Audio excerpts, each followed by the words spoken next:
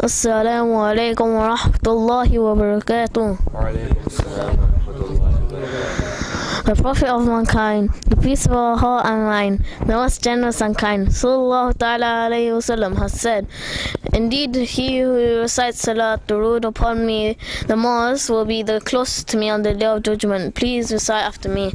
As-salatu was-salamu alayka ya Rasulullah. Salatu was-salamu alayka ya Rasulullah. Wa ala alika wa ashabika ya Habibullah. Wa ala alika wa ashabika ya Habibullah. Was-salatu was-salamu alayka ya Nabi Allah. Salatu was-salamu alayka ya Nabi Allah. Wa ala alika wa ashabika ya Nurullah. Wa ala alika wa ashabika ya Nurullah. Please all recite the following dua after me. Ya Allah Azza wa Jal. Ya Allah Azza wa Jal. Open the doors of knowledge. Open the doors of knowledge And wisdom for us. for us. And have mercy on us. Have mercy on us. O the one who is the most honorable O the one who is the most honorable. and glorious. Glorious. In our last speech, we discussed the Aqida we need to have regarding the hereafter and resurrection, and this week, inshallah Azza wa Jal, we will continue to discuss the same topic. During the day of judgment, every person will be in hardship as per his or her sins. If a person did not give his zakat properly, then gold and silver will be melted. This will be used to blunt him on his side, back and forehead. If a person did not give zakat on his livestock, these animals will be brought on the day of Qiyamah. They will be made strong and healthy. He will be made to lie down on the hot ground, and the animals will run over him, stampeding on him and piercing him with their thorns.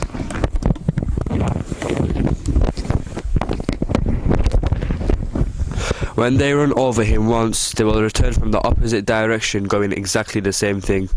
The stampeding will continue until the reckoning of the people comes to an end. With all these hardships taking place, none will be thinking of the other. Brothers will run away from brothers. Parents will release themselves from their children. A person's wife and children will run far away from him.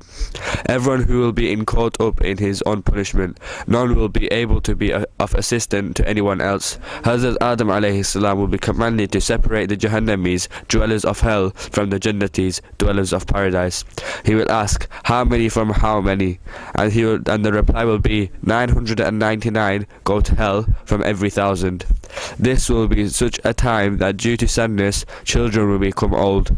Women carrying children will miscarry. It will seem as if everyone is intoxicated. This will be due to their immense fear and sadness, even though they will not be intoxicated in reality. The punishment commanded by Allah is very intense. I am not sure of which of the hardships to explain. If there were 1 or 2, or even 100, or 1,000, I would be able to explain them. But on the day of Qiyamah, there will be numerous hardships that we will face, and all that we can really do is ask for salvation. These hardships will not last just for a few hours, days, or months, but the entire day of Qiyamah, which will be equivalent to 50,000 years.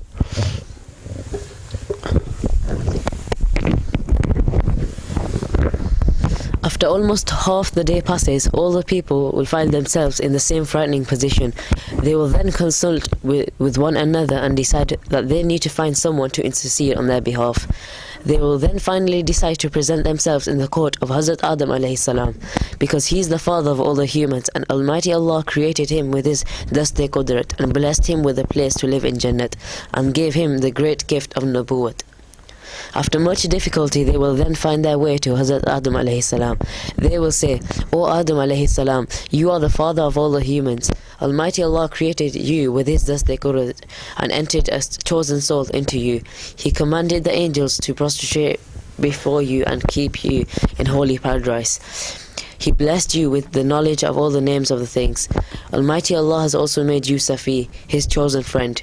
Please have mercy on our pitiful condition and intercede on our behalf, so that Almighty Allah releases us from this punishment and torment.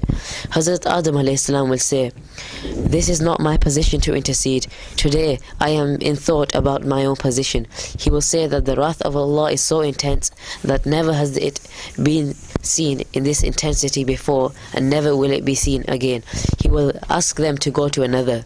They will ask about where they should go, and he will recommend them to go to Hazrat Nuh alayhi salam, as he is the first Rasul whom Almighty Allah sent on earth for the guidance of a nation. The people will then go to Hazrat Nuh alayhi salam, and then they will praise his excellence. They will then ask him to intercede on their behalf. Here too they will receive the same answer. He will then send them to Hazrat Ibrahim alayhi salam, as Almighty Allah has blessed him with being his Khalil. They will go to Hazrat Ibrahim alayhi salam, and he too will give the same answer. In brief, they will then go to Hazrat Musa alayhi salam, who will in turn send them to Hazrat Isa alayhi salam. He too will then say to them, it is not within his power to intercede on this day.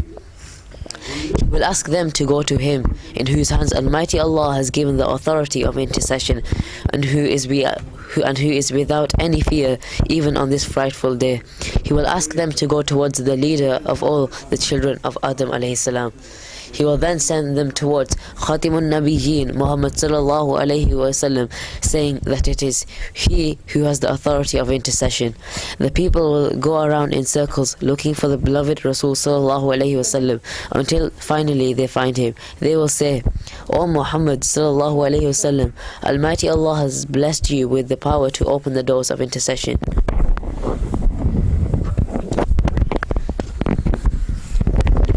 The Prophet ﷺ will then intercede, and every person will be intercede for, including a person who has iman equal to a mustard seed in his heart.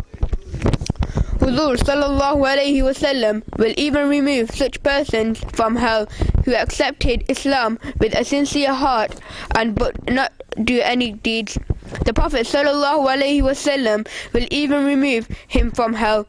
All the other prophets will then be allowed to intercede for the ummahs, the awliya Allah, shaheeds, ulama, huffaz, hajis, and every person who has been blessed with some religious status will be allowed to intercede for their relatives and friends. Some people will go to the ulama and remind them that they had given them water for wudu on certain occasions and clay pieces to answer the call of nature. The ulama will even intercede for these people. May Allah Azza wa Jal accept our efforts and give us the ability to learn and safeguard our Aqida. Ameen.